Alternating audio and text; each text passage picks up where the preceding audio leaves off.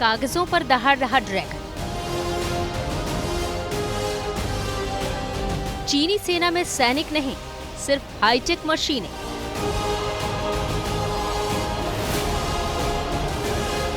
Basic training में fail हो रहे चीन के सैन्य अधिकारी।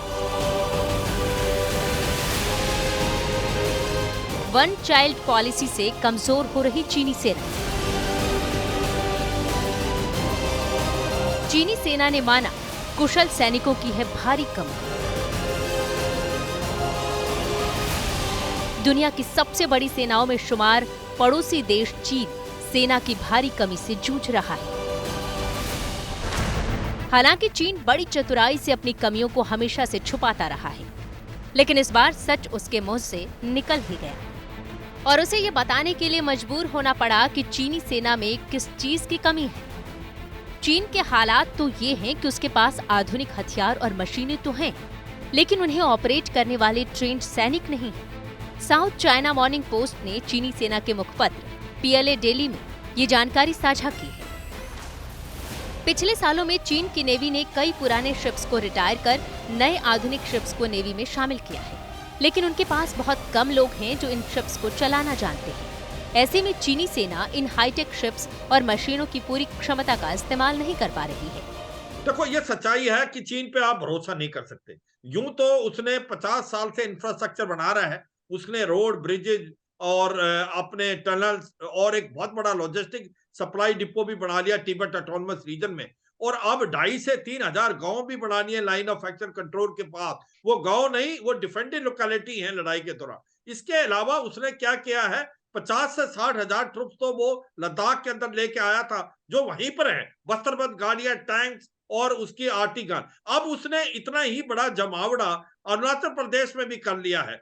तो ऐसा लगता है कि चीन की मंशा बिल्कुल ठीक नहीं है। उसने सेंट्रल सेक्टर है, हिमाचल प्रदेश और उत्तराखंड के सामने भी अपनी जो फोर्स लेवल को बढ़ाया है, और इसी प्रकार से उसने अरुणाचल में कम से कम 3 से 4 डिवीजन लेके आया है। चीन की लगातार कमजोर होती सेना का अंदाजा इसी से लगाया जा सकता है कि चीनी सेना के कई कमांडर बेसिक ट्रेनिंग टेस्ट नहीं पास कर पाए। पीएलए डेली की रिपोर्ट के मुताबिक टाइप 056 कार्वेट शिप के वाइस कैप्टन झांगिए ट्रेनिंग के आखिर में होने वाला टेस्ट पास नहीं कर पाए थे। एक दूसरी चीनी वॉरशिप के वाइस कैप्टन वांग यूबिंग भी अपनी बेसिक ट्रेनिंग में फेल हो गए। चीन की जो फौज है बैटल हार्डर नहीं है। उन्होंने लास्ट लड़ाई 1979 में वियतनाम के अगेंस्ट लड़ी थी और वहां भी मुंह की खानी पड़ी थी। तो देखो, भारत की जो फौज एक बैटल हार्डन है। भारत की वायु शक्ति के अंदर बहुत ज्यादा एज है, उसके 2 रफेल स्क्वाड्रन से। और भारत की जो नेवी है वो एक मलक्का स्टेट को ब्लॉक कर सकती है। 70 से 80% जो ट्रेड चीन का वहां से जाता है। चीन के पास 40 से 50 दिन के ऑयल नहीं है, ये चीन को मालूम है। अगर चीन कुछ भी हरकत करता है, भारत उसके लिए तैयार है। अब ऐसा नहीं है कि भारत पिछड़ा हुआ है। भारत अब ऐसी स्टेज पे पहुंच गया है कि भारत ईंट का जवाब पत्थर से देगा। हालांकि चीन में अभी युवाओं के लिए मिलिट्री सर्विस अनिवार्य होती है। हर साल लगभग 8 लाख युवा अनिवार्य मिलिट्री सर्विस के तहत 2 साल के लिए सेना में भर्ती होते हैं और इन्हें 3 महीने की ट्रेनिंग दी जाती है। इसके अलावा 16 दिन की पॉलिटिकल ट्रेनिंग भी होती है। इस ट्रेनिंग की वजह से सेना की वर्क फोर्स हर साल 3-4 महीनों के लिए 20 से 35% तक कम हो जाती है। लेकिन मजेदार बात यह है कि चीन की सेना में भर्ती तो बड़ी संख्या में होती है, लेकिन बहुत कम युवा ही सेना में रुकते हैं।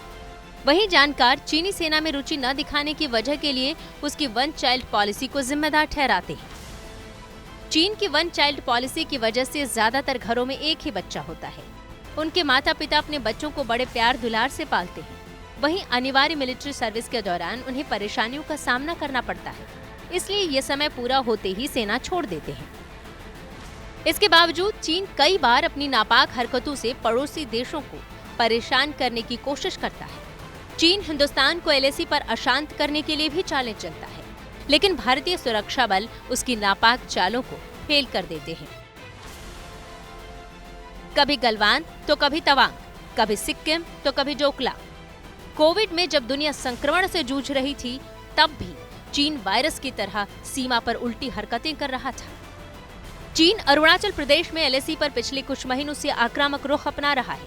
तवांग में हुई भारत और चीनी सैनिकों के बीच हाथापाई भी इसी आक्रामक रुख का नतीजा है। इस झड़प से कुछ दिन पहले चीनी ड्रोन वास्तविक नियंत्रण रेखा यानी LAC पर भारतीय सीमा के काफी नजदीक आ गए थे। इसके बाद भारत को इन ड्रोन को खदेड़ने के लिए लड़ाकू विमानों को तैनात करना पड़ा था और 9 दिसंबर को चीनी सैनिकों ने तवांग के यांगत्से में भारतीय पोस्ट को हटाकर भारतीय इलाके में अतिक्रमण की कोशिश की। लेकिन भारतीय सैनिकों की बहादुरी के आगे चीनी सैनिक पस्त हो गए और अपनी पोस्ट पर वापस लौटने के लिए मजबूर होना पड़ा। ये चीनी सेना के कमजोर होने का सबसे बड़ा उदाहरण है।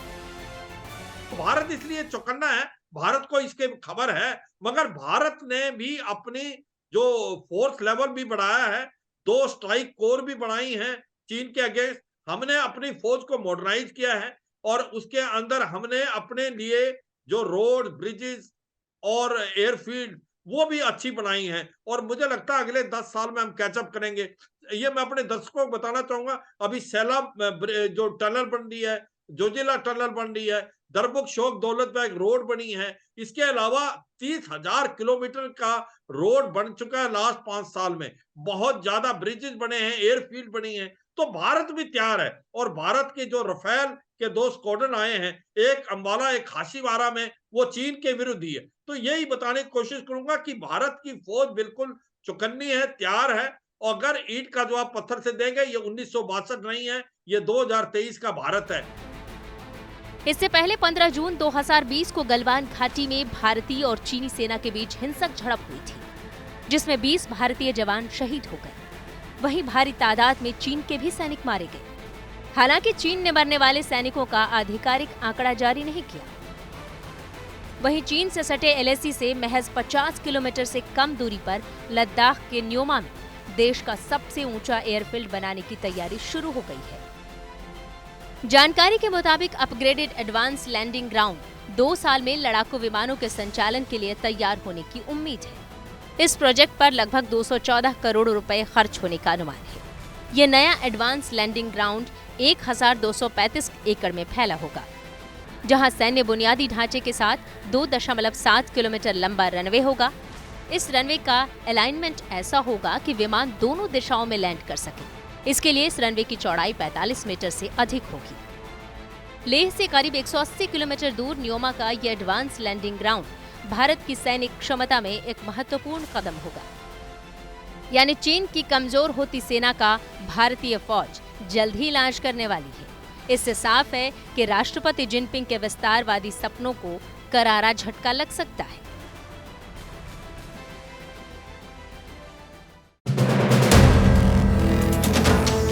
वीडियो पसंद आया तो हमें लाइक, कमेंट, शेयर और सब्सक्राइब जरूर करें।